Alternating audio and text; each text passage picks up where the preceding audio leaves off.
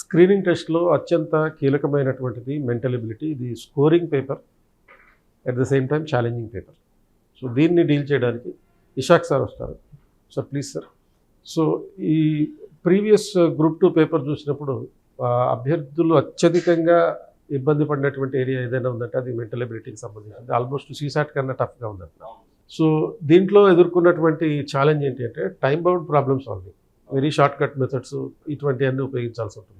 Conceptual base in arithmetic and logical reasoning, insufficient practice, తర్వాత neglect due to the over emphasis on the GS subjects.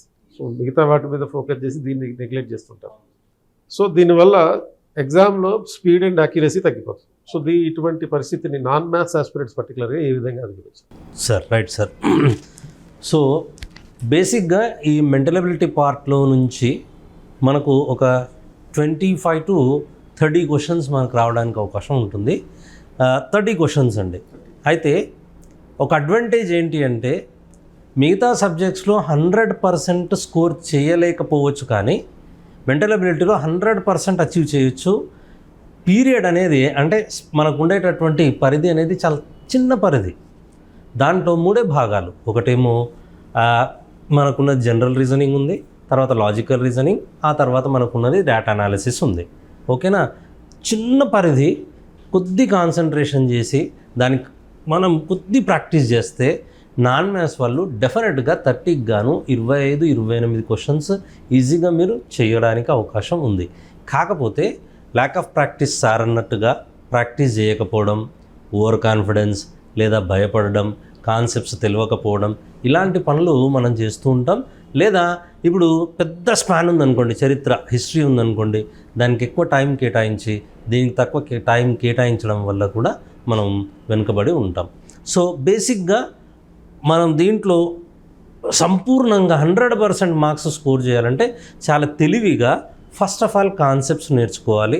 Practice is important, models important. దాని వెనకాతల exercise complete చేసుకుంటే డెఫినెట్గా PYQs కూడా మనం plan చేసుకొని దీన్ని ముందుకు తీసుకెళ్తే చాలా ఈజీగా ఉంటుంది.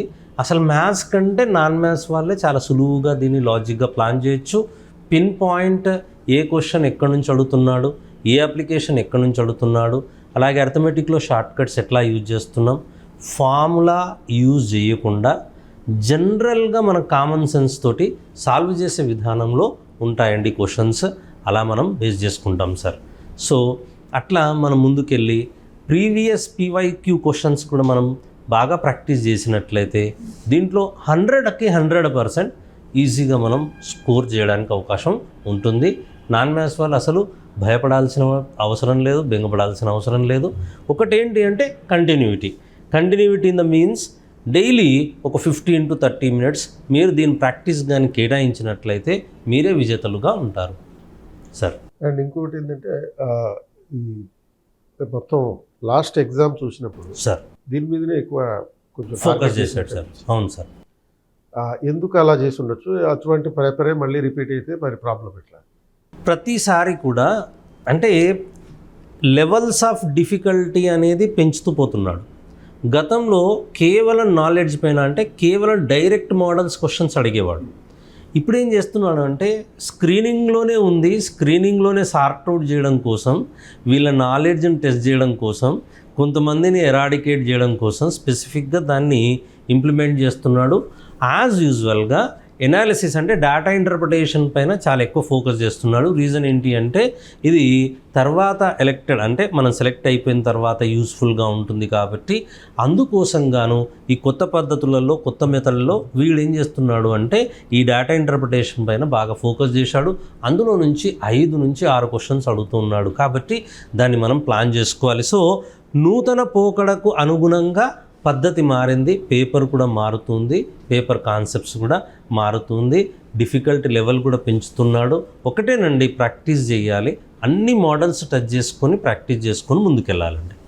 అంటే మీరు చెప్పిన దాని ప్రకారం పోకడ మారుతుంది కాబట్టి ఆర్ఎస్ అగర్వాల్ బుక్ సరిపోదండి. ఇప్పుడు మీరు దీనికోసం ఉపయోగించే స్ట్రాటజీ ఓకే. సో మేమేం చేస్తున్నాము, కాన్సెప్ట్స్ ఇచ్చుకుంటూ క్లాస్లో కాన్సెప్ట్స్ ఇస్తూ మోడల్స్ ఇస్తూ మోడల్స్ పైన 360 డిగ్రీస్లో అంటే అన్ని కోణాలలో రాగలిగే వేరియేషన్స్ ఏవైతే అప్లికేషన్స్ ఉన్నాయో అవన్నిటినీ మేము క్లాస్ రూమ్లో బోధిస్తూ విద్యార్థులను దానిపైన పట్టు సాధించే విధంగా వాళ్ళకు గాను పీవైక్యూ క్వశ్చన్స్ ఇస్తూ ఆ తర్వాత ఎవరైతే వెనుకబడి ఉంటారో ఆ పిల్లలను కూడా మేము స్వతహాగా అంటే స్వయంగా వాళ్ళ పర్యవేక్షణ చేస్తూ వాళ్ళని ముందుకు తీసుకురావడానికి మేము ప్రయత్నం చేస్తున్నాం సార్. Sir thank you.